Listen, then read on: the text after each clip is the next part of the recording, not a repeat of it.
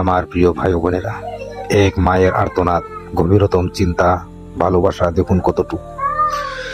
নিজের পুত্রকে বিয়ে করাইলো, বিয়ে করানোর পর সেই পুত্র যখন স্ত্রীকে নিয়ে ঘরের ভিতরে ঢুকলো, সাথে কিছু মিষ্টি খাবার নিয়ে ঘরের ভিতরে ঢুকে যখন দরজা মেরে দিল, তখন মা এটা দেখে তার বুকটা ধক ধক করে উঠলো আর চোখ দিয়ে পানি বের হয়ে গেল।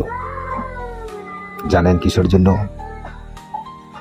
মা মনে মনে ভাবলো, আমার পুত্রকে 10 মাস গর্ভে নিয়ে লালন পালন করেছি, প্রসব করেছি, বড় করেছি, যত্ন করে, কত কষ্ট করে। সেই পুত্রকে নাকি আজকে আমি হারিয়ে ফেললাম, নাকি আমার কাছ থেকে ছিনিয়ে নিল নাকি।